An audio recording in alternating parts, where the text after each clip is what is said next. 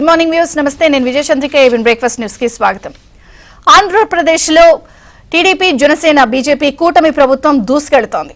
So చాలా వేగంగా సంక్షేమం, అభివృద్ధి లక్ష్యంగా నిర్ణయాలు చాలా వేగంగా ఉంటున్నాయి. సో వచ్చిన రోజే మనం చూసాం, తొలి రోజే ప్రమాణ స్వీకారం అనంతరం ఏపీ సీఎం చంద్రబాబు గారు 5 సంతకాలు చేశారు. ప్రధానంగా పింఛన్ల చెల్లింపు, మెగా డిఎస్సి, అన్నా క్యాంటీన్లు, ల్యాండ్ టైటిలింగ్ రద్దు, దీంతో పాటుగా స్కిల్ సెన్సెస్, నైపుణ్య గణన వేగంగా నిర్ణయాలు తీసుకున్నారు. వాటి అమలుకి సంబంధించి కూడా చకచక నిర్ణయాలు ఉంటున్నాయి. గ్రౌండ్ లో అమలు తీరు కూడా స్పష్టంగా కనిపిస్తుంది. అంతెందుకు ఫస్ట్ తారీఖుని మనం ఆవాతాతల ముఖాల్లో చిరునవ్వులు చూసాం. ఒంటరి మహిళలు, వికలాంగులు వాళ్ళందరూ కూడా ఎంత సంతోషంతో సంబరాలు జరుపుకున్నారో చూసిన సందర్భం ఉంది. 4,000 పింఛన్తో పాటు 3 నెలలు రెట్రోస్పెక్టివ్ ఎఫెక్ట్ తో 7,000 కలిపి వాళ్ళ ముఖాల్లో చిరునవ్వును చూసాం. స్వయంగా చంద్రబాబు గారే వెళ్లి లబ్ధిదారుల ఇంటికి వెళ్లి టీ తాగి మరి వాళ్ళ చేతిలో డబ్బులు పెట్టిన వైన మనం చూసాం. అదంతా కళ్ల ముందు మర్చిపోకముందే ఆ సంతోషాన్ని మళ్ళీ 2 10 జనరల్ గా అంటారు, ఇసకేస్తే రాలరు జనం అని. కానీ నిజంగా ఇసకేస్తే ఆనందం, అంత సంతోషంతో ఏపీ ప్రజలు ఇప్పుడు కొట్టుమిట్టాడుతున్నారు. దానికి ప్రధాన కారణం నిన్నటి నుంచి ఉచిత ఇసుక అమల్లోకి తీసుకొచ్చారు. కొత్త విధానాన్ని తీసుకొచ్చారు. పాత విధానాన్నింటినీ కూడా, జీవోలన్నింటినీ ఉపసంహరించేశారు.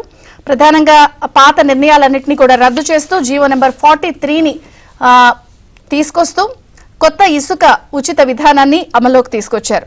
సో నిజంగా చెప్పాలంటే వరుస హామీలతో మెట్ల మీద మెట్టు, ఒక్కొక్క మెట్టు ఎక్కుతున్నారు. జనరల్ గా సక్సెస్ రీచ్ అవ్వాలంటే అన్ని మెట్లు ఎక్కాలి. కానీ ఈ మెట్లెక్కే విధానం చాలా స్పీడ్గా ఉంది. కేవలం నెల రోజుల వ్యవధిలోనే ఇంత వేగంగా నిర్ణయాలు తీసుకుంటున్నారు. సంక్షేమం, అభివృద్ధి లక్ష్యంగా కూటమి ప్రభుత్వం దూసుకెళ్తున్న పరిస్థితి వైనం కనిపిస్తోంది. ఇక ఈ ఇసుక విధానం గురించి ఖచ్చితంగా కొన్ని విషయాలు మనం మాట్లాడుకోవాలి. ఎందుకంటే గత 5 ఏళ్లలో గత ప్రభుత్వం చేసినటువంటి ఇసుక దోపిడీ, శాండ్ మాఫియా, ఇసుకాసురుల వ్యవహరించిన తీరు, ఇది ఒక ప్రధాన కారణం వైసీపీ ప్రభుత్వం ఓడిపోవడానికి. అసలు ఈ ఇసుక విధానం వల్ల ఎలా కృత్రిమ కొరత సృష్టించారంటే పక్క రాష్ట్రాలకి ఇసుక తరలించేశారు. పర్టికులర్గా స్టాక్ పాయింట్లు పెట్టారు. వాళ్ళు అనుకున్న వాళ్ళకే చేశారు. అసలు ఒక ట్రాక్టర్ ఇసుక కావాలంటే 15,000, ఒక లారీ ఇసుక కావాలంటే 45 నుంచి 50,000. నిజంగా ఆ డబ్బులుంటే ఒక తులం బంగారం కొనుక్కోవచ్చేమో. బంగారము, ఇసుక ఒకే స్థాయికి ఆంధ్రప్రదేశ్లో గత ప్రభుత్వం తీసుకొచ్చేసింది అంటే ఎంత దారుణమైన పరిస్థితులు ఇసుక విషయంలో పర్యావరణాన్ని పాడు చేస్తూ ఇసుక విషయంలో వ్యవహరించారో కళ్ళ కట్టినట్టు స్పష్టంగా కనిపిస్తుంది. గత ప్రభుత్వ హయాంలో అసలు ఇసుక దోపిడీ ఎంత అంటే 40,000 కోట్ల రూపాయల పైచిలికే ఉండొచ్చని ఏపీ అధ్యక్షురాలు బీజేపీ నుంచి పురంధేశ్వరి గారు స్వయాన ఎంక్వైరీ డిమాండ్ చేస్తూ కేంద్రానికి లేఖ రాశారంటే ఏ స్థాయిలో ఇసుక దోపిడీ జరిగిందో అర్థం చేసుకోవచ్చు. అసలు భవన నిర్మాణ కార్మికులైతే ఆత్మహత్యలు చేసుకున్నారు. రియల్ ఎస్టేట్ రంగం అలాగే ఉండిపోయింది. నిర్మాణ రంగం, కన్స్ట్రక్షన్ సెక్టర్ అసలు ఎక్కడ వేసిన గొంగడు అక్కడే అన్నట్టుంది. ఇసుక ఎందుకు ఇంత ప్రాధాన్యత సంతరించుకుంటుందంటే ఇసుక అనేది ఒక చైన్ రియాక్షన్ లా ఉంటుంది. మనం జాగ్రత్తగా గమనిస్తే ఇసుక వల్ల ఒక నిర్మాణం స్టార్ట్ అయింది అని అంటే నిర్మాణంతో పాటు దానికి అనుబంధంగా ఉన్నటువంటి మిగిలిన రంగాల్లో కూడా వేగంగా పరిణామాలు చోటు చేసుకుంటాయి. ఒక నిర్మాణం చేస్తే మనం ఇసుకతో పాటు సిమెంటు, కాంక్రీటు, స్టీలు ఇవన్నిటిలో కూడా మనకి ట్రాన్సాక్షన్స్ కనిపిస్తాయి. అలాగే నిర్మాణ కార్మికుల భవిష్యత్తు, మధ్యతరగతి వాళ్ళు అందరి జీవితాలు ముడిపడి ఉంటాయి. కేవలం ఇసుక అని మనకు పైకి కనిపిస్తుంది కానీ అనేక రంగాలు దీంతో ముడిపడి ఉన్న వాళ్ళందరూ కూడా లైఫ్ స్టైల్ మారిపోతుంది. నిర్మాణ సెక్టర్లో వేగం కనిపిస్తుంది, రియల్ ఎస్టేట్ పుంజుకుంటుంది, మనీ ట్రాన్సాక్షన్ కనిపిస్తుంది. సో ఖజానాకు డబ్బులు వస్తాయి. కానీ గత 5 ఏళ్లలో ఒక్క ఇసుక దోపిడీతో ఇవన్నీ కూడా సర్వనాశనం చేశారు. నిర్మాణ రంగం అలాగే ఉంది. భవన నిర్మాణ కార్మికులైతే పనులు లేక చచ్చిపోయిన సందర్భం ఉంటే జనసేన అధినేత పవన్ కళ్యాణ్ గారు అసలు ఆవేదన వ్యక్తం చేశారు అనేక సందర్భాల్లో. వాళ్ళు అసలు దాన్ని ఒక ఎజెండాగా కూడా తీసుకున్నారు. మరి ఈ నేపథ్యంలో అనేక సందర్భాల్లో ఎన్జీటీకి, హైకోర్టుకి, సుప్రీంకోర్టుకి ఫిర్యాదులు వెళ్ళాయి. ఈ ఇసుక ఇంత దారుణంగా చేస్తున్నారు, చర్యలు తీసుకోండి అంటే ఇసుక తవ్వకాలు ఆపండి అని కోర్టులు చెప్పినా కూడా లెక్కలేనంతగా కూడా ప్రకృతిని ధ్వంసం చేస్తూ పర్యావరణాన్ని ప్రైవేటు వ్యక్తులకు కట్టబెట్టేశారు. తవ్వుకోండి, తోడుకోండి అంటూ స్టాక్ పాయింట్లు ఏర్పాటు చేసి వాళ్ళు అనుకున్న మనుషులకి చేసేసిన వ్యవహారం. ప్రధానంగా ప్రతిమా ఇన్ఫ్రా, జేసీకేసీలతో కాంట్రాక్ట్ను కూడా ఇప్పుడు ప్రభుత్వం రద్దు చేసిన నేపథ్యంలో అనేక సందర్భాల్లో కోర్టులు, కలెక్టర్లు కూడా మొట్టికాయలేసాయి. అసలు కలెక్టర్లు మీరు అక్కడ వెళ్ళి ఏం జరుగుతుందో చూడండి అంటే వీళ్ళు అసలు డేట్లు కూడా ముందు మార్చేసి సవ్యంగానే ఉంది, అసలు ఇలాంటి ఇక్కడ ఏం జరగట్లేదు అని రిపోర్ట్లు ఇచ్చిన వైనం, కలెక్టర్లు కూడా గత ప్రభుత్వం చేసినటువంటి ఇసుక దోపిడీ శాండ్ మాఫియాకి వంతపాడిన వైనం కూడా మనం చూసాం. మరి ఈ నేపథ్యంలో ఇప్పుడు వచ్చిన ఈ కొత్త పాలసీ విధానంతో జీవో నెంబర్ 43తో హర్షాతిరేకాలు వ్యక్తమవుతున్నాయి. పాతవన్నీ ఉపసంహరించేశారు. మరి ప్రస్తుతం స్టాక్ పాయింట్స్ లో ఇంకా కొన్ని చోట్ల 49 లక్షల టన్నుల ఇసుక ఉందని అంచనా వేస్తున్నారు. అయితే స్పీకర్ అయ్యన్న పాత్రుడు కూడా ఒక సంచలన కామెంట్ చేశారు. వారి నియోజకవర్గంలో దాదాపుగా 65 వేల టన్నుల ఇసుక ఉంది. సో వీళ్ళు దొంగలు ఎవరినో పట్టుకోకుండా మనం ఇలా ఇసుక పంచిపెట్టేస్తే ఆ దొంగల్ని సమర్థించినట్టే, ముందు చర్యలు తీసుకోవాలని ఆయన చేసినటువంటి స్టేట్మెంట్ కూడా కొంత సంచలనం కలిగిస్తోంది. సో పరోక్షంగా ఇసుక పంచితే సాక్ష్యాలు పోతాయని చెప్పి కూడా ఆయన స్టేట్మెంట్ ఇచ్చారు. అలాగే ఈ కొత్త ఇసుక ధరల నిర్ణయాన్ని కూడా చక్కగా చేశారు. నిర్వహణ ఛార్జీలు అంటే ఇసుక తవ్వకాలు, వాహనాలు ఇసుక లోడింగ్ చేయడం, రీచ్ నుంచి డిపో లారీల్లో రవాణా చేసేందుకు అయ్యే రవాణా ఛార్జీలు మాత్రమే ఎవరికైతే ఇసుక కావాలో వాళ్ళు పెట్టుకుంటే సరిపోతుంది. పేమెంట్స్ అన్ని కూడా డిజిటల్ విధానంలో చేస్తారు. Google pay, phone pay, Paytm charges ఇలా అన్నిటినీ కూడా సో డిజిటలే. అలాగే చట్టబద్ధమైన ఫీజులు, పన్నులు వాటిని వినియోగించి భరిస్తే చాలు. ప్రభుత్వానికి దీని ద్వారా ఆదాయాన్ని తీసుకోరు. సో కొత్త అమల్లోకి వచ్చిన ఇసుక విధానంపై మరి ఇప్పుడు కష్టాలన్నీ తీరిపోతాయా? నిర్మాణ రంగం, రియల్ ఎస్టేట్, భవన నిర్మాణ కార్మికుల జీవితాలు మొత్తం కూడా మారిపోబోతున్నాయా? ఉపాధి, ఇతర రంగాలు దూసుకెళ్తాయా? ఇసుక చవకైపోయిన కొత్త ఇసుక విధానంతో కష్టాలు తీరిపోతాయా? నిర్మాణ రంగం, కన్స్ట్రక్షన్ సెక్టర్, రియల్ ఎస్టేట్ దూసుకుపోతుందా? భవన నిర్మాణ కార్మికుల జీవితం మొత్తంగా మారిపోనుందా? మరి ఇసుక దోచేసిన వాళ్ళందరిపై కూడా ఎటువంటి చర్యలు ఉండబోతున్నాయి దీని తర్వాత అన్ని చర్చిద్దాం. మనతో పాటు జాయిన్ అయ్యారు సీనియర్ జర్నలిస్ట్ డివి శ్రీనివాస్ గారు, టీడీపీ నుంచి రైతు విభాగం ప్రెసిడెంట్ మర్రెడ్డి శ్రీనివాస్ రెడ్డి గారు, జనసేన నుంచి Kusampudi Srinivas garu, national real estate development council president AP NAREDCO president Gadde Chakradhar garu. అందరికీ స్వాగతం అండి. డివి శ్రీనివాస్ గారు, మీతో ప్రారంభిస్తాను. అసలు నిజంగా ఇసుక అంటే ఏదో బంగారంతో సమానం అన్న పరిస్థితులు ఆంధ్రప్రదేశ్లో గత 5 ఏళ్లలో చూసాం. కానీ ఇప్పుడు కొత్త విధానం పాతవన్నీ కూడా ఉపసంహరించుకుంటూ తీసుకొచ్చారు. దీన్ని ఎలా చూస్తారు? అందరూ స్వాగతిస్తున్నారు. సేమ్ టైం పాతదానికి దీనికి ఉన్న మార్పులు చేర్పులేంటి? ఇది ఇప్పుడు ఎలాంటి మార్పులు తీసుకురాబోతుంది ఏపీలో? ముందుగా మీకు, ఏబిఎన్ వీక్షకులకు, ప్యానల్ మిత్రులకు అందరికీ గుడ్ మార్నింగ్. బంగారం ఉచితం చేస్తున్నారు ఇప్పుడు కూటమి ప్రభుత్వం. ఏంటంటే చంద్రబాబు, పవన్ కళ్యాణ్, లోకేష్ బాబు, సత్యకుమార్ వీళ్ళంతా కూడా ఇవాళ బంగారాన్ని ఉచితంగా పంపిణీ చేస్తున్నారు అన్నమాట. ఈ ఉచిత ఇసుక పాలసీ ఇది ఒక రకంగా ఆహ్వానించాల్సిందే. గత 5 ఏళ్ళు మనం చూసాం వైఎస్ఆర్ కాంగ్రెస్ పార్టీ ఇవాళ ఈ పతనానికి కారణం వాళ్ళ ఇసుకాసురులే అన్నమాట. జగన్మోహన్ రెడ్డి ముఖ్యమంత్రి అయినటువంటి మొదటి 5-6 నెలల్లోనే ఇసుక తవ్వకాలు ఆపేశారు. ఆపేసిన ఫలితంగా భవన నిర్మాణ కార్మిక రంగం ట్రాజడీ ఏంటి, ఆ 5-6 నెలల్లోనే 50 మంది పైగా ఆత్మహత్యలు చేసుకున్నారు. అప్పుడే మీరు అన్నది ఏది, పవన్ కళ్యాణ్ కావచ్చు, చంద్రబాబు కావచ్చు, ఆ ఆత్మహత్యలు చేసుకున్న కుటుంబాలకు తలా ₹1,00,000 ఎంతో ఇచ్చారు. అసలు చంద్రబాబు అయితే విజయవాడలో ఇసుక దీక్ష కూడా చేపట్టాడు. నిర్మాణ కార్మికులను అటు ఇటు కూర్చోబెట్టుకుని. ఇవాళ జగన్మోహన్ రెడ్డి 151 నుంచి 11కు పతనమైందే దీనివల్ల అనమాట. ఈ నేపథ్యంలో ఇప్పుడు ఈ ఉచిత ఇసుక దెబ్బకు ఠా అనమాట. ఏంటి, ఈ దొంగల ముఠా అంతా కూడా మరి ఠా అనటమే. ఇప్పుడు ఇవాళ 49 లక్షల టన్నుల ఇసుక స్టాక్ పాయింట్స్లో ఉంది. అసలు వీళ్ళకి కావాల్సింది ఎంత? ఏడాదికి 3 కోట్ల టన్నుల ఇసుక అవసరం ఉందన్నమాట. గత 5 ఏళ్లలో ఏడాదికి 2 కోట్ల టన్నులు తవ్వుతామన్నారు.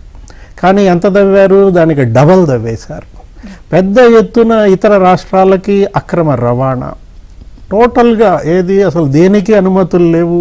175 ఏమో రీచులు ఉంటే ఆ 110 రీచుల్లో తెగబడ్డారు.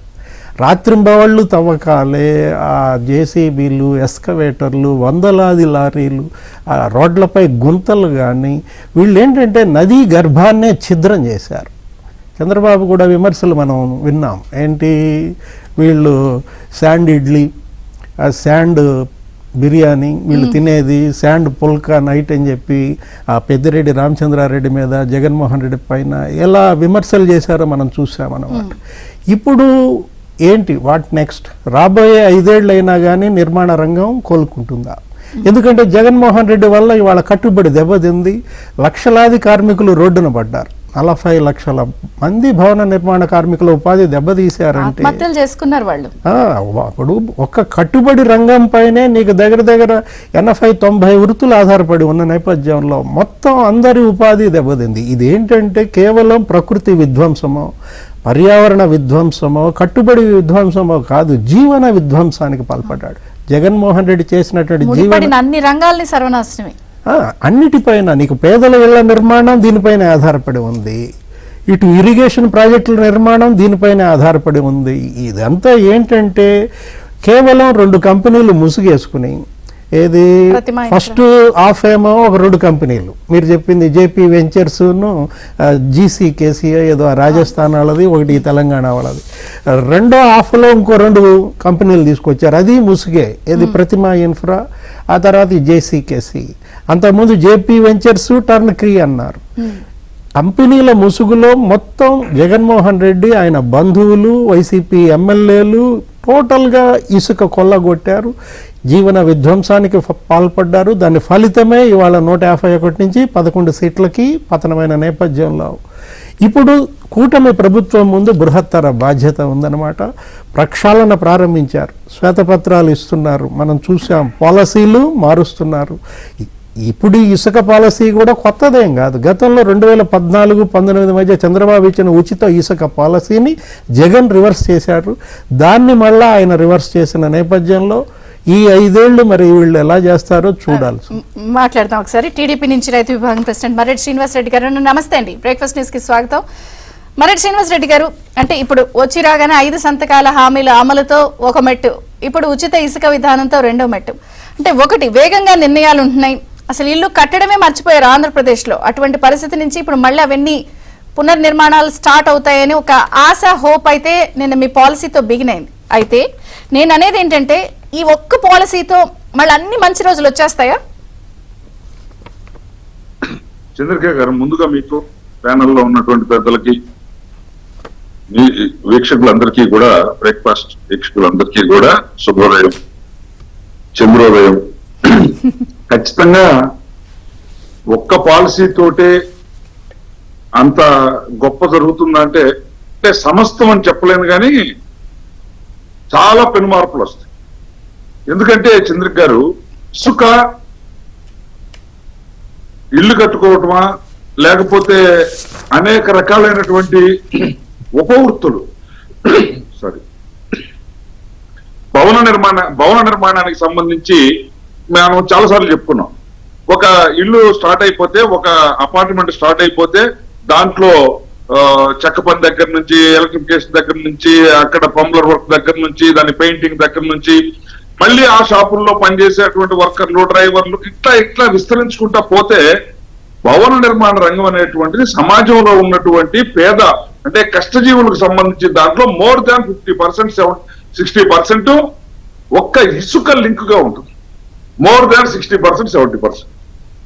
ఇది ఖచ్చితంగా వాళ్ళందరి జీవితాల్లో వెలుగులుంది. రెండో వైపున ఇది ఇప్పుడు భవన నిర్మాణం జరుగుతూ ఉందనుకోండి, ఆ భవన నిర్మాణం జరుగుతూ ఉన్నప్పుడు వీళ్ళందరికి వచ్చే డబ్బులు ఏం చేస్తారు? వీళ్ళందరూ ఏమి జగన్మోహన్ రెడ్డిలో, విజయసాయి రెడ్డిలో, సజ్జల రామకృష్ణారెడ్డిలో కాదుగా. ఆ భవన నిర్మాణ కార్మికులు తీసుకుపోయి దాచిపెట్టుకోవడానికి, లేకపోతే చార్ట్ అండ్ ఫ్లైట్స్ లో దాట వేసుకోవడానికి, వీళ్ళంతా కూడా బయటకు పోయి ఉప్పో, పప్పో, చింతపండో, నూనె, సబ్బో, చెప్పులో, బట్టలో, పిల్లల పుస్తకాలు కొనుక్కొస్తారు. వాటన్నింటినీ మళ్ళీ తిరిగి అన్ని షాపుల వాళ్ళకి కూడా దీంట్లో నుంచి ఉపాధి వస్తుంది. వీటి ద్వారా చాలా మంది మూర్ఖులు తెలియక జగన్మోహన్ రెడ్డి లాంటి ఒక అయోగ్యమైనటువంటి మూర్ఖుడు ఇసుక ఉచితంగా ఇవ్వటం ద్వారా చంద్రబాబు నాయుడు గారు ప్రభుత్వ ఆదాయాన్ని గడ్డి కొట్టాడని ఒక చదువు సంధ్య లేని, జ్ఞానం లేని ఆఫీసర్లు కూడా కేసు నమోదు చేశారు కదా.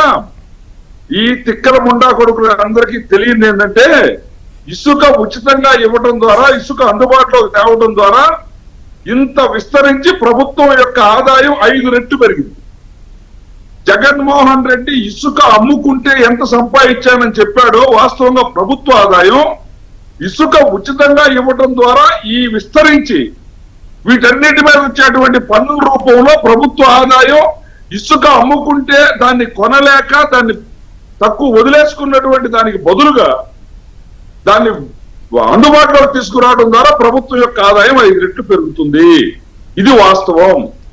ఇది తెలుసుకోలేనటువంటి మూర్ఖుడైన జగన్మోహన్ రెడ్డి చెప్పడం, అంతకు మించిన మూర్ఖులు ఉచిత ఇసుక వల్ల ప్రభుత్వ ఆదాయానికి గండిపడిందని మాట్లాడటం గతంలో మనం చూసాం.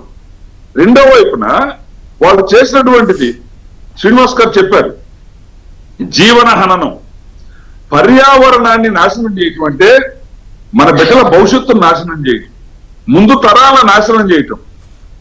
సరే ఎక్కడైనా ఉన్నాయి కానీ గోరేటి వెంకన్న ఒక పాట పాడుతూ ఉండేవాడు, వాగు ఎండిపోయిరో పెద్ద వాగు ఎండిపోయిరో అనే పాట పాడతా.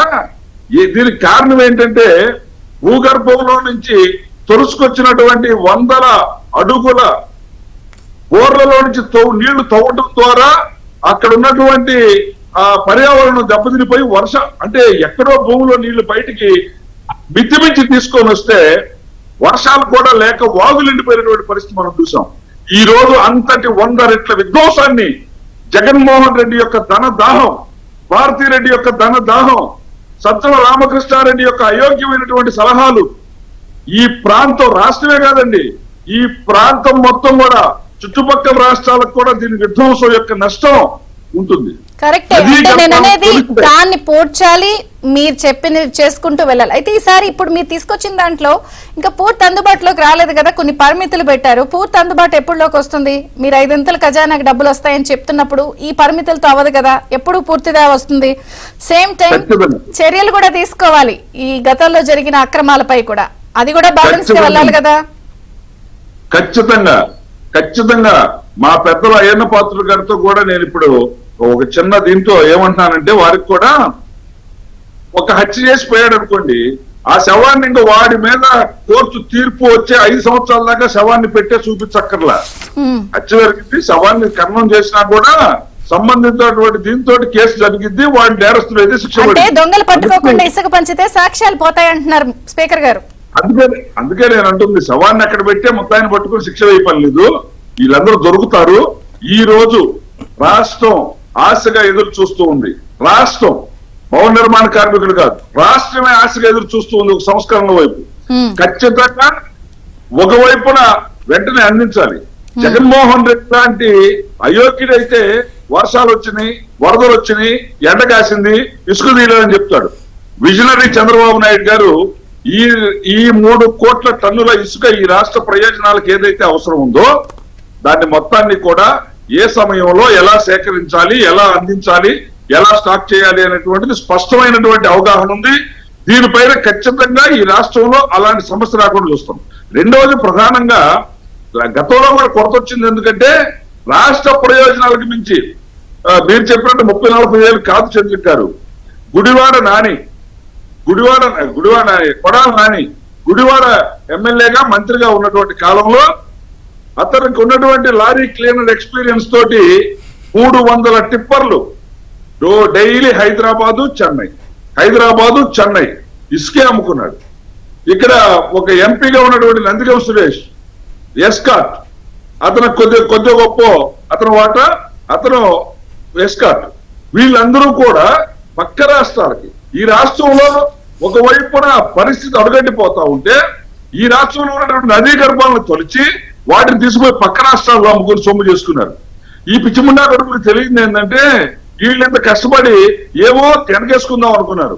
గతంలో పేరు చెప్పను గాని వైసీపీలో ఉన్న ఒక ఎమ్మెల్యే చెప్పాడు, మా బతుకు ఇసుక క్వారీల దగ్గర గుర్కాలుగా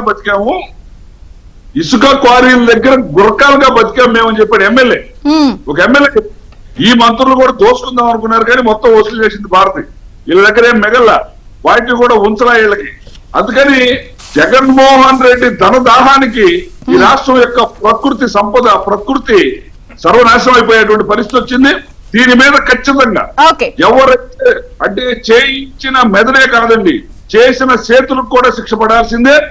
ఎవరైతే ఇలాంటి అక్రమాలకు పాల్పడి ఎవడండి డబ్బు సంపాదించాలంటే ప్రకృతి నేను మీకు మళ్ళీ department council AB president Gadde Chakradhar గారితో మాట్లాడదాం. గద్దె చక్రధర్ గారు నమస్తే అండి, బ్రేక్ఫాస్ట్ న్యూస్ కి స్వాగతం. సో కొత్త పాలసీ వచ్చింది. నిజంగా ఒక రకంగా మిగిలిన వాళ్ళందరికీ ఎలా ఉన్నా కూడా real estate, builders association, construction, నిర్మాణం ఉన్న వాళ్ళందరికీ కూడా ఒక ఆశ, ఒక సంతోషం, ఒక గుడ్ న్యూస్ లాగా ఉంది. సరే, ఎంత మేర ఇది మీకు ప్లస్ అవుతుంది అనుకుంటున్నారు? ఏదైతే ప్రభుత్వం తీసుకొచ్చిందో ఈ కొత్త ఇసుక విధానం, వారు అంటున్నారు 5 రెట్లు ఖజానాకు డబ్బులు వస్తాయని. సరే, వారు వాళ్ళ పొలిటికల్ యాంగిల్లో చెప్తున్నారు. As a real estate person, ఈ అసోసియేషన్ ప్రెసిడెంట్ కాబట్టి మీరు చెప్పండి, ఎంతవరకు ఇది ముందుకు వెళ్లే అవకాశం ఉంది? మీకు ఎలా ప్లస్? నమస్కారం అండి. ప్యానెల్లో ఉన్న ఇతర సభ్యులకి, ఏబిఎన్ వారికి, మా నెరెట్కో ఆంధ్రప్రదేశ్ తరఫున అభినందనలు అండి. ఈ రోజున ప్రభుత్వం జీవో నంబర్ 43 ద్వారా ఉచిత ఇసుక విధానాన్ని తీసుకొచ్చింది. ఇది ప్రస్తుతము మనకున్న నిల్వలు ఏదైతే ఇప్పుడు ప్రభుత్వం చెప్తున్నటువంటి సుమారుగా 45 లక్షల టన్నులు ఇసుక అవైలబిలిటీ ఉందన్నారు రీచ్ల్లో. దాని వరకు ఈ 3 నెలల కాలంలో మనకి పరిమితులతోటి కొన్ని సుమారుగా రోజుకి ఒక వ్యక్తికి 20 టన్నులు వరకు మాత్రమే ఇస్తామని చెప్పేసి ఇప్పుడు కొత్త విధానాన్ని తీసుకొచ్చారు. ఇది ఈ 3 నెలల కాలం వరకే ఉంటుందన్నారు. తదుపరి కొత్త రీచ్లు అని అన్నింటినీ కూడా ఐడెంటిఫై చేసి కొత్త విధానానికి తీసుకొచ్చి only mining charges, seigniorage, that is seigniorage and loading charges తోటి ఇసుక ఇస్తామన్నారు. మేము ప్రభుత్వాన్ని కోరుకునేదల్లా ఒకటే, గత 5 సంవత్సరాల్లో ఇసుక లభ్యత లేక చాలా ఇబ్బంది పడ్డాము. నిర్మాణ రంగం కుదేలైపోయింది. 2000 సుమారుగా మనం గత 10 సంవత్సరాల నుంచి ఆ కాలంలో చూసినట్లయితే 2014 నుంచి 16 వరకు ఇసుక లభ్యత తగ్గింది. అప్పుడు ఎన్జిటి వాళ్ళ నిబంధనలు, సుప్రీంకోర్టు వారి యొక్క నిబంధనలతోటి, వాళ్ళ యొక్క తీర్పులతోటి ఇసుక తవ్వకాలు కొంత తగ్గింది. దాని వలన కృత్రిమంగా రేట్లు కూడా పెరిగినాయి 2014-16. ఆ సమయంలో మేము నిర్మాణ రంగంలో ఉన్నటువంటి వారి అందరం కూడాను అప్పటి ముఖ్యమంత్రి గారు అయినటువంటి చంద్రబాబు నాయుడు గారితో 2016లో మేమందరం కలవటము, వారు తదుపరి ఉచిత ఇసుక విధానాన్ని తీసుకొచ్చారు. దానివల్ల 2016 నుంచి 19 వరకు కూడా మాకు ఇసుక లభ్యత అనేది ఏర్పడింది.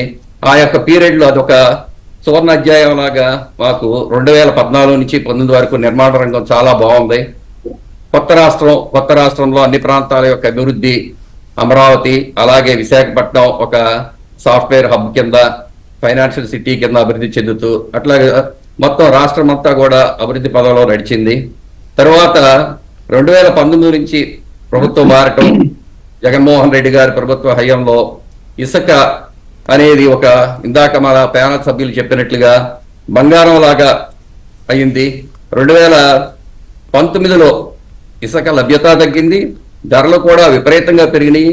అవి చూసుకున్నట్లయితే, ధరల వ్యత్యాసం చూసుకున్నట్లయితే 2021లో సుమారుగా టన్ను మేము 1500 రూపాయల వరకు కూడా కొనవలసి వచ్చింది. తర్వాత 2021 ఇందాక మన మిత్రులు చెప్పినట్లుగా అప్పుడు ఒక గుత్తేదారికి అప్పచెప్పటం, ఆ తర్వాత 2021లో ఆ పాలసీలో కూడా చాలా ఇబ్బంది పడ్డాము, రేట్లు పెరిగినాయి, అట్లాగే లభ్యత కూడా తగ్గింది. 2020-21 నుంచి కరోనా ఎఫెక్ట్ వలన ఒక సంవత్సరంన్నర నిర్మాణ రంగం అంతా కూడా ఆగిపోయింది. 2020లో జరిగినటువంటి ఈ విధ్వంసం వలన చాలా మంది కార్మికులు, దినసరి కూలీలు, అలాగే మరి నైపుణ్యం కలిగినటువంటి కార్మికులు కూడాను వలసలు వెళ్ళిపోవటం, ఈ రాష్ట్రాన్ని వదిలిపెట్టి వెళ్ళి వారి ఉపాధి కోసం వేరే రాష్ట్రాలకు వెళ్ళిపోవటము, ఇక్కడ ఉపాధి లేక ఇబ్బంది పడినటువంటి వాళ్ళు, ఇందాక మన మిత్రులు చెప్పినట్లుగా ఆత్మహత్యలు చేస్తున్నటువంటి కార్మికులు, ఇవన్నీ కూడా మనం చూసాం. దానివల్ల నిర్మాణ రంగం చాలా ఇబ్బందులు. ప్రాబ్లమ్స్ ఉన్నప్పుడు ఎప్పుడు జగన్ గారిని ఆ రోజు ముఖ్యమంత్రిగా ఉన్నప్పుడు మీరు రిప్రజెంటేషన్ ఇవ్వలేదా? గత ప్రభుత్వంలో ఏ రోజు కూడాను స్టేక్ హోల్డర్స్ ని ఏ రోజున కూడాను వాళ్ళు ఒక్క మీటింగ్ కూడా కాల్ఫర్ చేయాలి. మేము ఎన్నోసార్లు మా వినతులు వాళ్ళకి అందించాము. ఎప్పుడూ కూడా ఏ రోజున ప్రభుత్వంలో ఉన్నటువంటి పెద్దలు గాని అట్లాగే అధికారులు గాని ఎవరు కూడా మా మొర ఆలకించలేదు. ఎన్నోసార్లు మేము తెలియజేశాం, ఇసుక లభ్యత లేదండి, ఇబ్బంది పడుతున్నామండి అని చెప్పేసి. మేము కూడా ఇందాక మన మిత్రులు చెప్పినట్లుగా ఇసుక గురించి మేము కూడా దీక్షలు చేసినటువంటి సందర్భాలు ఉన్నాయి.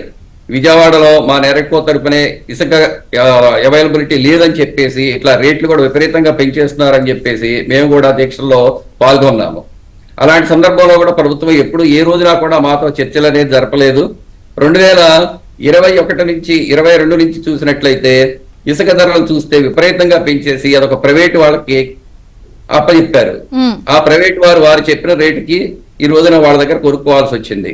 ప్రభుత్వం మారిన తర్వాత ఇప్పుడు ఈ కొత్త ప్రభుత్వం వచ్చిన తర్వాత కూడా మేము ఒక 15 రోజుల క్రితము మన మైనింగ్ మినిస్టర్ గారు, ఎక్సైజ్ అండ్ మైనింగ్ మినిస్టర్ గారు కొల్లు రవీంద్ర గారిని కూడా కలిసి మేము కూడా మా వినతి పత్రాన్ని అందించాము. ఎట్లాగా శాండ్ గత 3 నెలల నుంచి అసలు అవైలబిలిటీ లేదు, ఇక్కడ కార్మికులంతా ఇబ్బంది పడుతున్నారు. భవన నిర్మాణం అంటే ఏదో ఇందాక మన మిత్రులు చెప్పినట్లుగా భవన నిర్మాణం అంటే ఒక భవన నిర్మాణంలో ఉన్నటువంటి రియల్టర్ ఒక్కడే కనిపిస్తారేమో వీళ్ళకి గత ప్రభుత్వంలో. కానీ రియల్ ఎస్టేట్ కి అనుసంధానంగా మరి ఎన్నో పరిశ్రమలు ఆధారపడి ఉన్నాయి. స్టీలు, సిమెంట్, పెయింట్స్, హార్డ్వేర్, ఎన్నో పరిశ్రమలు, దానిలో పనిచేసే కార్మికులు, ట్రాన్స్పోర్టర్స్, అలాగా కొన్ని వేల లక్షల మంది దీంతో ఉపాధి పొందుతున్నారు. అలాగే మన భారతదేశ జీడిపిలో చూసినట్లయితే మన భారతదేశంలో మొట్టమొదటగా జీడిపిలో ఫస్ట్ ప్లేస్ వచ్చేసి వ్యవసాయ రంగం, తరువాత సెకండ్ ప్లేస్ రియల్ ఎస్టేట్ రంగం. సో అలాంటి రియల్ ఎస్టేట్ రంగాన్ని అసలు గత ప్రభుత్వం అయితే ఏమాత్రం ఏ రోజున కూడా పరిగణలోకి తీసుకోలేదు. ఎన్నో ఇబ్బందులకు గురయ్యాము. ఆ సందర్భంలో ఈ రోజున మన ముఖ్యమంత్రి గారు రావటం తడువే ఆయన చెప్పినటువంటి హామీని ఇప్పుడు ఈ చేసిన చిన్న సడలింపు, ఈ ఉచిత విధానం ద్వారా ఒక్కసారిగా మీ రంగం ఎట్లా షైన్ అవుతుంది అంటే మీకు ఇప్పుడు ఉన్న పడంగా ఎలా మార్పులు వచ్చేస్తాయి ఏమైనా చెప్పగలరా? ఇప్పుడు కొత్త పాలసీ వలన ఎన్డీఏ ప్రభుత్వం తీసుకున్నటువంటి ఉచిత ఇసుక పాలసీ వలన డెఫినెట్ గా రియల్ ఎస్టేట్ రంగం బాగుంటుంది. ఎందుకంటే లేబర్ అనేది ఒకటే కాదు, మిగిలినటువంటి రంగాలు కూడాను అభివృద్ధి చెందితేనే రియల్ ఎస్టేట్ రంగం అభివృద్ధి చెందుద్ది. గత 5 సంవత్సరాల్లో ఆంధ్రప్రదేశ్ లో ఏ ఒక్క రంగము కూడా బాగోలేదు. అది మనందరికీ తెలిసిన విషయమే. ఒక రియల్ ఎస్టేటే కాదు, మిగిలిన రంగాలు కూడాను ఏ రంగంలో కూడాను ఆర్థిక పురోభివృద్ధి లేదు. దాని వలన అన్ని రంగాలు కూడా దెబ్బతిన్నాయి. ఈ రోజున ఈ యొక్క ఎన్డీఏ ప్రభుత్వంలో అన్ని రంగాల వాళ్ళు కూడా ఎంతో ఉత్సాహంగా ఏమిటంటే ఈ ప్రభుత్వం చంద్రబాబు నాయుడు గారు లాంటి విజనరీ లీడర్ ఆయన యొక్క సారథ్యంలో రాష్ట్రం అభివృద్ధి చెందుద్దని చెప్పేసి ప్రతి ఒక్కరికి కూడా ఆశ కలిగించారు ఆయన. సో దానితోటి రాబోయే రోజుల్లో రియల్ ఎస్టేట్ రంగం బాగుంటుంది. అట్లాగే ఈ ఉచిత ఇసుక వలన నిర్మాణ రంగం అనేది అభివృద్ధి చెందుద్ది. ఈ రోజున ఇసుక ఓన్లీ మా యొక్క బిల్డర్సే కాదు, ఒక సామాన్యుడు కూడా ఒక ఇల్లు కట్టుకోవాలన్నా కూడాను ఇసుక అనేది కావాలి. దానివల్ల మిగిలిన రంగాల్లో కూడా అభివృద్ధి చెందుద్ది.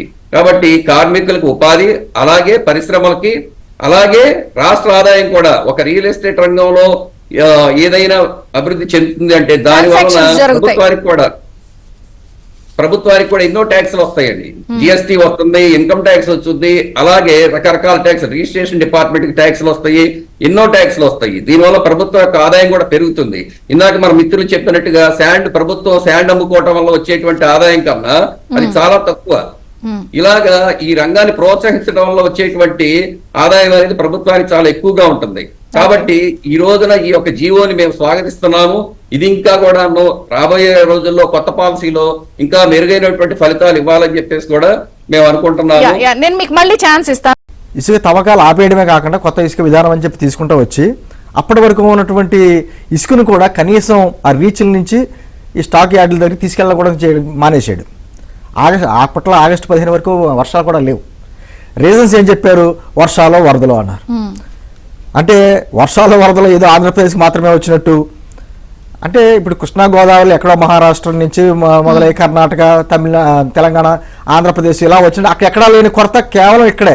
అంటే కేవలం కృత్రిమ కొరత సృష్టించి ఆ రోజున భవన నిర్మాణ కార్మికులు ఆ రియల్ ఎస్టేట్ రంగం, ఆ నిర్మాణ రంగాన్ని అంతటినీ కూడా దాని మీద ఆధారపడినటువంటి మిగతా రంగాలన్నింటినీ కూడా కుదేలు చేసుకుంటూ వచ్చాడు. అయినా సరే వాళ్ళు ఎక్కడన్నా ఆప్ చేశారా అంటే విపరీతమైనటువంటి ఇసుక తవ్వకాలు ఏ విధంగా జరిగినాయో, ఇతర రాష్ట్రాలకు ఏ విధంగా అక్రమార్గాలు వెళ్ళినాయో మనకు తెలుసు. దాంతోపాటు మీకు గుర్తుండే ఉంటుంది, అప్పట్లో అక్రమ ఇసుక ఈ రవాణా గురించి మాట్లాడేందుకే కదా మన రాజమండ్రిలో ఒక దళితుని శిరోమణనం కూడా చేశారు అప్పట్లో. అంటే అటువంటి కార్యక్రమాలు అన్నీ కూడా చేసుకుంటూ వచ్చి మొత్తం అంటే ఈ రోజున హైదరాబాద్ లాంటి నగరాలు డెవలప్ అవుతున్నాయంటే ఐటీ రంగంతో పాటు రియల్ ఎస్టేట్ రంగం. అటువంటి రంగాన్ని కుదేలు చేసినటువంటి జగన్మోహన్ రెడ్డి ఈ రోజున మా కూటమి ప్రభుత్వం తీసుకున్నటువంటి నిర్ణయంతో సంతోషించవలసింది పోయి, అభినందించవలసింది పోయి మళ్ళీ రాలేయడం మొదలు పెడుతున్నారు.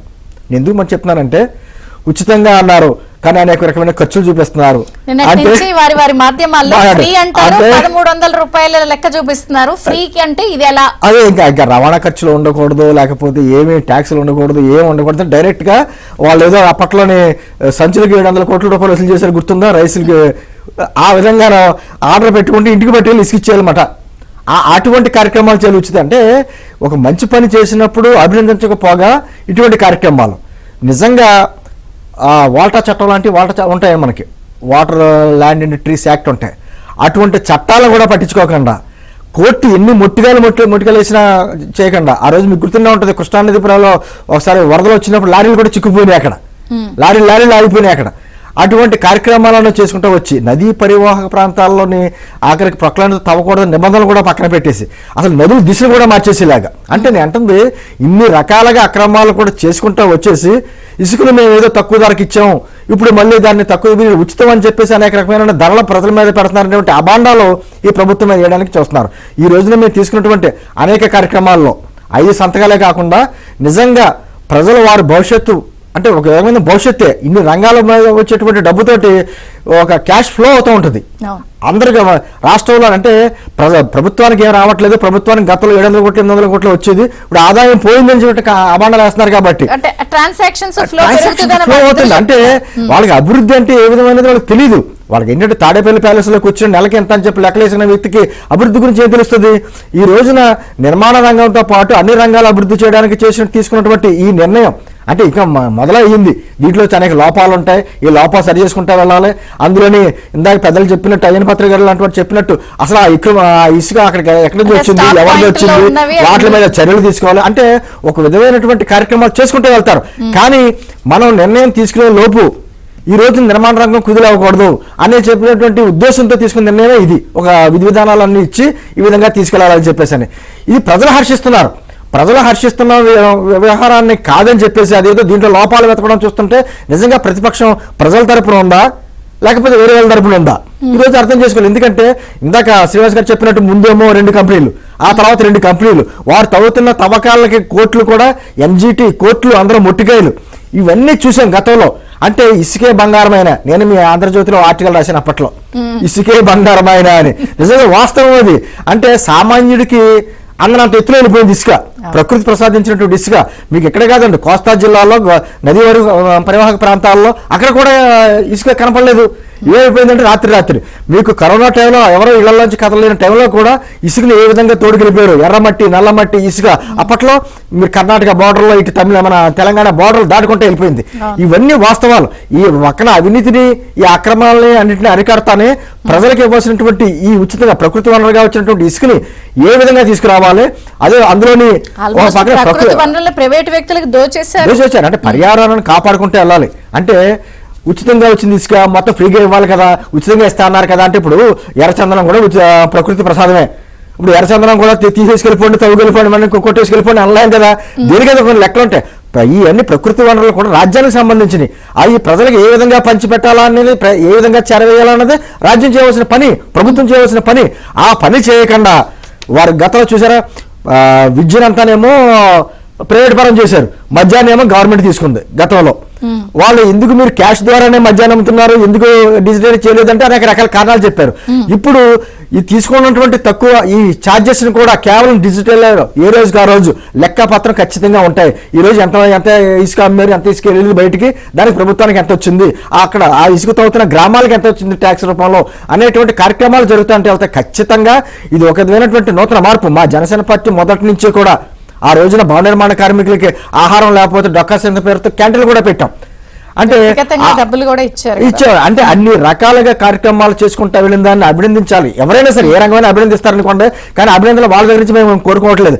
కానీ ఈ తీసుకున్న ఈ నిర్ణయంలో కొన్ని లోపాలు కూడా ఉన్నాయి. ఇందాక కొన్ని జిల్లాల్లో ఇంకా స్టాకులు అందరూ అందుబాటులో లేవని అంటే ఆల్రెడీ స్టాక్ ఉన్నది. ఇది 45 లక్షల నుంచి 49 లక్షల టన్నులు ఉంది కాబట్టి ఉన్నదాన్ని చేసుకుంటా వెళ్ళి అదే సందర్భంలో వర్షాలు పెరగకుండా మధ్యలోనే ఇసుకని ఆ రీచ్ల దగ్గర నుంచి ఈ స్టాక్ యార్డ్లోకి తీసుకురావడం ఒక కార్యక్రమం చేసుకుంటూ వెళ్తాం. ఖచ్చితంగా ఇసుక అనేది మీరు పెట్టే టైటిల్ ఇసుక సవక అని. నిజంగా సవక అంటే ఉచితంగా సవక రూపాయలోనే ప్రజలకు అందుబాటులో వచ్చి నిజమైన నిర్మాణ రంగాన్ని కుదిరైపోయిన నిర్మాణ రంగాన్ని మళ్ళీ తిరిగి గాడిలో పెట్టి ప్రజల జీవన ప్రమాణాలు కూడా మెరుగుపరిచే కార్యక్రమం ఖచ్చితంగా తీసుకొస్తాం. మేము ఒక బ్రేక్ తీసుకుందాం.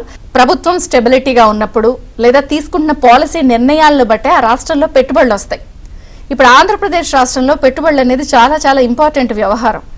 సో తీసుకుంటున్న నిర్ణయాలు పాలసీలు కూడా మళ్ళీ ఉపసంహరించుకుని రీరైట్ చేసి మళ్ళీ తీసుకొస్తున్నప్పుడు స్టెబిలిటీగా గవర్నమెంట్ ఉంది. ఈ ఇసుక అనే ఒక వ్యవహారంతో కూడా చాలా చేంజెస్ వస్తాయని చెప్తున్నప్పుడు నిజంగా ఇది ఎంత మేర హెల్ప్ అవుతుందంటారు? ప్రభుత్వ ఆదాయానికి గండి పడిందని చెప్పి వైఎస్ఆర్ కాంగ్రెస్ నిన్నటి నుంచి పార్టీ చెప్తున్నారు. నాయకులు కానీ వాళ్ళ మీడియా కానీ పుంఖానుగా విమర్శలు. ఇప్పుడు ఎందుకంటే వీళ్ళు తొందరపడి చేస్తున్న విమర్శల వల్ల పోయింది ప్రభుత్వ ఆదాయమా వాళ్ళ ఆదాయమా? ఓకే. ప్రభుత్వ ఆదాయం పోతే ఇంత గగ్గోలు పెట్టరు, పోయింది వాళ్ళ సొంత ఆదాయం కాబట్టి ఇంత గగ్గోలు పెడుతున్నారనే రాంగ్ మెసేజ్ ప్రజల్లోకి వెళ్తోందన్నమాట. ఇప్పుడు రావణాసురుడికి 10 తలలని మనం విన్నాం, అదేమో కానీ గత 5 ఏళ్లలో ఇసుకాసురుడికి 10 తలలు మనం చూసాం. ఏది? జగన్మోహన్ రెడ్డి, అనిల్ రెడ్డి అన్నదమ్ములు, తండ్రి కొడుకులు రామచంద్రారెడ్డి, పెద్దిరెడ్డి, మిథున్ రెడ్డి. తర్వాత ఆయన కోటరి ఎవరు? విజయసాయి రెడ్డి, సజ్జల రామకృష్ణారెడ్డి, ధనుంజయ రెడ్డి. ఇక తర్వాత ఈ కంపెనీలు 3 ఏవి? ఈ జేపీ వెంచర్స్ కానీ జిఎన్సిసి. అసలు జేపీ వెంచర్స్ అమ్మ నీకు 1860 కోట్లు ఇవ్వాలంట ప్రభుత్వానికి. 1860 కోట్లకి జేపీ వెంచర్స్ ఆడు కట్టింది ఎంతో తెలుసా?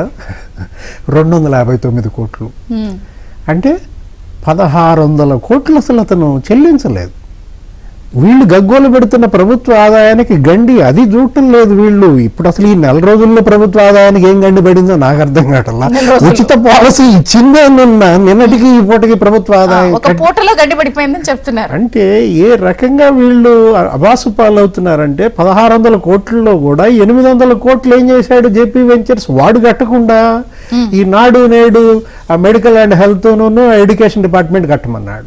800 కోట్లన్నా కట్టాలి కదా, అదన్నా కట్టించాడా వెంకటరెడ్డి?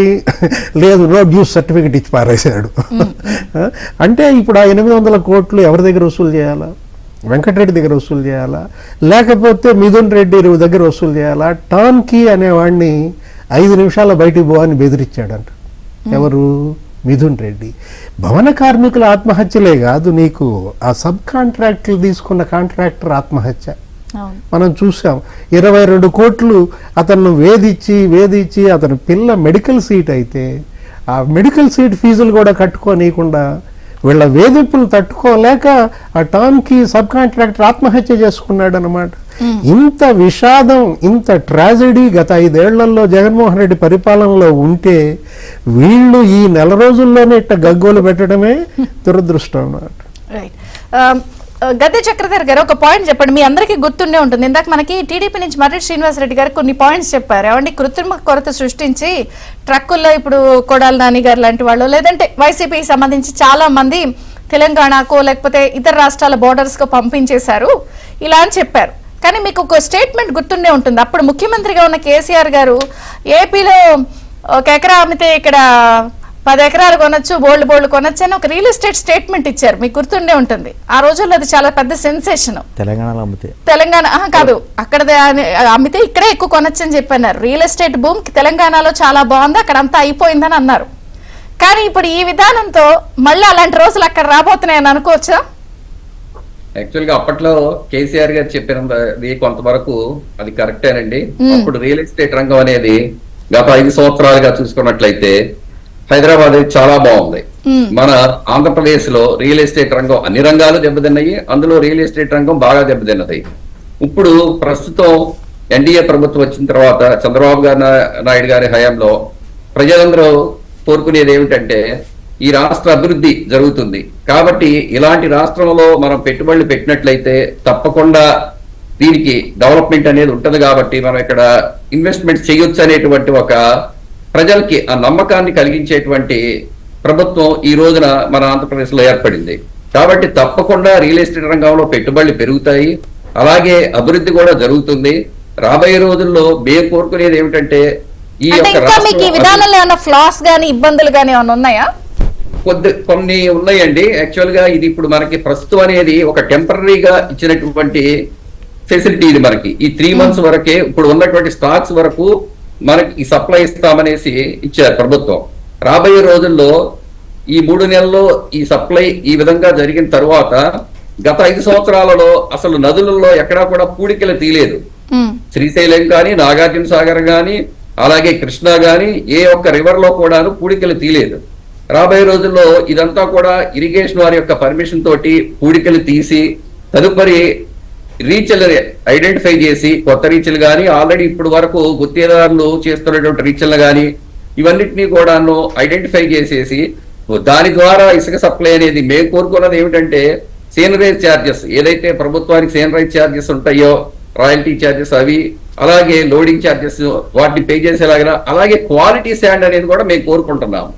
శాండ్ యాక్చువల్గా గత ప్రభుత్వం ఇచ్చినటువంటి శాండ్ లో క్వాలిటీ కూడా లేదు. ఎందుకంటే కొంతవరకు ఈ శాండ్ ప్రైస్ ఎప్పుడైతే ఇంత రేట్లు ఆకాశాన్ని అంటినాయో ఇది బంగారం లాగా ఏ రోజునైతే ఆ రేట్లు అమ్మటం జరిగిందో అప్పుడు దాంట్లో కల్తీ కూడా జరిగింది. సీ శాండ్ అలాగే మట్టిని కూడా కలిపి అమ్మటం జరిగింది. సో దానివల్ల ఏంటంటే బిల్డింగ్ యొక్క క్వాలిటీ దెబ్బతింటుంది. దానివల్ల వినియోగదారులు కూడా నష్టపోతారు. సో మేము కోరుకునేది ఏంటంటే ఈ రోజున ప్రభుత్వాన్ని ఈ క్వాలిటీ శాండ్ అనేది కూడా ఒకసారి చూడాలి. మట్టి గాని సిల్ట్ గాని ఇలాంటివి లేకుండా మంచి శాండ్ అనేది ఇచ్చినట్లయితే నిర్మాణ రంగంలో క్వాలిటీ అనేది కూడా పెరుగుతుంది. తద్వారా ప్రజలకు కూడాను మంచి కన్స్ట్రక్షన్ అందించగలుగుతాము. సో క్వాలిటీ ఉండాలి. అలాగే బయటికి ఎక్కడికి వెళ్లకుండా ఇందాక మన ప్యానెల్లో పెద్దలు కూడా చెప్పారు, రాబోయే రోజుల్లో కూడా గత ప్రభుత్వంలో శాండ్ పక్క రాష్ట్రాలకి అమ్మకాలు జరిగినాయి. అది అందరికీ తెలిసినటువంటి నిజం. సో రాబోయే రోజుల్లో ఈ ఉచిత శాండ్ ప్రభుత్వం ఇచ్చిన తర్వాత పక్క రాష్ట్రాలకు వెళ్లకుండా నిఘా అనేది గట్టిగా ఉండాలని చెప్పేసి కూడా మేము కోరుకుంటాం. రైట్ అండి, రైట్. మర్రెడ్డి శ్రీనివాసరెడ్డి గారు, సో పాలసీలో ఉన్నటువంటి ఫ్లాస్ తో పాటు నిర్ణయాలతో పాటు మీకు గుర్తుండే ఉంటుంది, ఇప్పుడు మీరు తీసుకోవాల్సిన రెండు, ఒకటి గతంలో తప్పుదోవ పట్టించినటువంటి అధికారులపై చర్యలు, అలాగే ఈ స్టాక్ పాయింట్ లో ఇంత జరిగినటువంటి దారుణ విషయంలో స్పీకర్ గారు అన్నట్టు సాక్ష్యాల విషయంలో చర్యలు, ఇవన్నీ కూడా తీసుకున్నప్పుడు స్టేబుల్ గవర్నమెంట్ పాలసీలు నిర్ణయాలతో పాటు ఈ ఫ్లాస్ సరి చేసుకోవడం అన్ని ఏకకాలంలో జరగాలి. ఏం చెప్తారు? అంటే నేను అనేది కొంత తప్పుదో పట్టించిన కలెక్టర్లపై కూడా చర్యలు ఉంటాయా? ఖచ్చితంగా ఖచ్చితంగా చంద్రిక గారు, రాజకీయ నాయకులు అనేటువంటి వాళ్ళు పెద్దగా చదువుకోవాల్సిన పని లేదు, నిజంగా కూడా జ్ఞానం కూడా పని లేదు. అంటే నేను ఎందుకు పదే పదే ఈ ప్రశ్న వేస్తున్నానంటే, కొంత మీరు వచ్చిన కూటమి ప్రభుత్వం కొంత అధికారులపై తొందరగా తీసుకోవట్లేదు చర్యలు, లేదంటే కొంత వెనకడుగు వేస్తున్నారు అన్న ఒక విమర్శ వస్తుంది మీ మీద. అంటే అది సహజంగా మేము అలా తీసుకుంటే కక్ష సాధింపు అనేస్తారు, కానీ అధికారుల మీద కక్ష సాధింపు ఏముంటుంది? రూల్స్ ఇవి ఫాలో కాల, చర్యలు తీసుకోవాలి. అసలు ఎవరి మీద కక్ష లేదు, సాధింపు లేదు. చట్టం ఎందుకు వెనకడిగేస్తున్నారు? చట్టం తన పని తను చేసుకుపోతుంది. ప్రతి విషయానికి కూడా అంటే రాగానే ఇప్పుడు 30 రోజులు కూడా కాలేదండి, రాగానే అదొక్కటే పని కూడా కాదు కదా. ఇప్పుడు రేపు అదొక్కటే పని కూడా కాదు కదా. ఇప్పుడు ఒక దెబ్బతిన్నటువంటి ఒక గాయపడినటువంటి రాష్ట్రం, దీన్ని అన్ని కోణాల్లో కూడా తీసుకొని రావాలి. అదే సందర్భంలో అదేదో సినిమాలో రాజేంద్ర ప్రసాద్ వాళ్ళ నాయనమ్మ విజయ నిర్మలమ్మ వీడాడితో పంపిస్తా ఉంటే ఈ ఇష్టకామ్యాభిసిద్ధిరస్తో దీవిస్తుంది. ఆడు అడుగుతాడు రాజేంద్ర ప్రసాద్, ఇష్టకామ్యాభిసిద్ధిరస్తుగా అదే అమ్మ నా ఇష్టకామ్యాభిసిద్ధిరస్తుని దీవించని అడుగుతాడు. ఆ విధంగా ఈ రాష్ట్రంలో ఉన్నటువంటి ప్రజాతంత్రవాదులు, ప్రజాస్వామ్యాన్ని గౌరవించే వాళ్ళు, జరిగిన అన్యాయాలు అక్రమాలపైన చర్య కావాలని కోరుకునే వాళ్ళ యొక్క అందరి ఇష్ట కామ్యాభి సిద్ధిరస్తు ఇది నేను దీవిస్తాను. ఇక్కడ ఒకటే నేనేమంటానంటే, రాజకీయ నాయకుడు చేసేటువంటి దాన్ని కూడా పెద్ద తప్పు కింద చూడక్కర్లా. తెలుసో తెలియకో అవగాహన లేక నేను చెప్పేది, నేను రాజకీయ నాయకుడు నేను కాదు చంద్రిక, అంటే పెద్ద అవగాహన ఉండదు. కానీ ఐఏఎస్లు ఐపీఎస్లు ఒక రాజ్యాంగాన్ని చదివి, చట్టాన్ని చదివి, ఆ రాజ్యాంగం ద్వారా చట్టంలోకి వచ్చి ఏ చట్టాన్ని అయితే అమలు చేయాలో ఆ చట్టాన్ని ఉల్లంఘించి, అంటే ఇన్ని తెలిసి చేస్తున్నారంటే వీళ్ళు ఖచ్చితంగా శిక్షార్హులు, వీళ్ళు ఖచ్చితంగా శిక్షార్హులు. ఐపీఎస్ మీద ఉన్నంత స్పీడ్ నిర్ణయాలు ఐఏఎస్ల మీద లేవు అనేది కూడా వచ్చింది చర్చ. వస్తుందండి, అందరిపైన వస్తుంది. అంటే తప్పు ఇప్పుడు సామాజిక మానసిక స్థితిని కూడా, అవగాహన స్థితిని కూడా మనం అర్థం చేసుకోవాలి.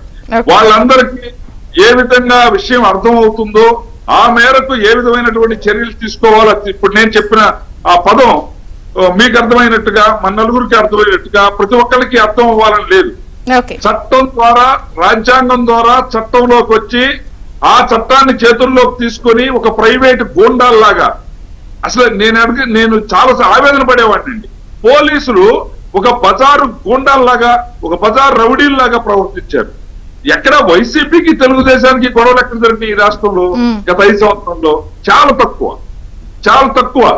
దుర్మార్గం అంతా జగన్మోహన్ రెడ్డి మోచేతి నీళ్లు తాగిన ఈ ఐపీఎస్ వల్ల, పోలీసు వ్యవస్థ వల్ల ఈ రాష్ట్రం విధ్వంసం అయింది. అందుకని ఖచ్చితంగా పోలీసుల పైన, రెవెన్యూ డిపార్ట్మెంట్ లో ఉండే వాళ్ళ పైన ఇప్పుడు ఏంటి ఈ పాలసీ ద్వారా అన్ని చెక్ పడిపోయినట్టేనా? ఇక మాఫియాకి, వాటికి, ఇసుగాసులకు అందరికి చెక్ అంటే ఇప్పుడు చెక్ పెట్టినా చెక్ చేయాలనేది వారంటున్నారు. చక్రధర్ గారు చెక్ పెట్టారు, సరే కొంత ఇంకా బాగా చెక్ చేయాలి అని. ఖచ్చితంగా. అందుకే చంద్రన్ గారు ఒక్క నిమిషమే, అందుకే చంద్రబాబు నాయుడు గారు చెప్పారు. ఇప్పుడు 2 విషయాలు వచ్చినాయి. ఒకటి, సంవత్సరానికి ఈ రాష్ట్ర వినియోగానికి 3 కోట్ల టన్నుల ఇసుక కావాలి. రెండో పక్కన నదీ గర్భాలు ఈ పాటికే కొల్లగొట్టి పడేసి పడి ఉన్నాయి. వీటిల్లో నుంచి ఇప్పుడు వారు అడిగినట్టుగా డీసిల్టేషన్ ద్వారా ఓ నాణ్యమైనటువంటి ఇసుకను అందించాలి. అదే సందర్భంలో కొంచెం ఎక్కువ ఖరీదైనా, ఇప్పుడు లాభాలు కొంత తగ్గించుకోనైనా ఈ రియల్ ఎస్టేట్ వ్యాపారస్తులను కూడా నేను అడుగుతుంది ఏంటంటే రాక్షాన్ని కూడా డెవలప్ చేయాలి ప్యారలల్ గా. లేకపోతే మన బిడ్డల భవిష్యత్తు ఏంటండి? వాళ్ళ బిడ్డల భవిష్యత్తు ఉన్న ఇసుక మొత్తం తవ్వుకొని పోతే రాష్ట్రం, పర్యావరణం మొత్తం కూడా సర్వనాశనం అయిపోతుంది. మంచి వ్యాలిడ్ పాయింట్ ఇది. రాక్షాన్ని కూడా డెవలప్ చేయమనేది నా విజ్ఞప్తి. మంచి వ్యాలిడ్ పాయింట్. కోసంపూడి శ్రీనివాస్ గారు కంక్లూడింగ్ ప్లీజ్. అది ఒకటి, ఏదైనా గతంలో గత 5 సంవత్సరాల్లో ఇసుకంటేనే జోక్స్ కూడా నడిచినాయి. అర కేజీ ప్యాకెట్లను, కేజీ ప్యాకెట్లలో కూడా ఇసుక అమ్ముతామని చెప్పేసి అనేటువంటి కార్యక్రమాలు కూడా జరిగింది. అంటే ఇసుకను ఏ విధంగా దోచేసి ఏ విధంగా దాచుకున్నారన్నది ఆ రోజు మనం చూసాం.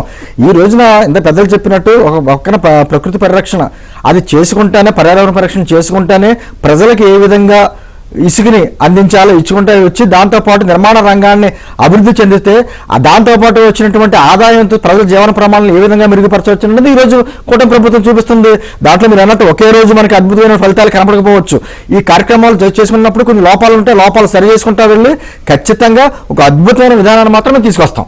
ప్రజల జీవన ప్రమాణాలు ఖచ్చితంగా మెరుగుపరుస్తాం. ఓకే, మీరేమన్నా సూచనలు, సలహాలు ఏమైనా ఉన్నాయా? లేదంటే ఇందులో జిల్లాకి ₹1 రోజుకి 13 జిల్లాలు ఉన్నాయి, 13 కోట్లు రోజుకి పడ్డాయి తాడేపల్లి ప్యాలెస్ లో. అది కాస్త 26 జిల్లాలు అయింది.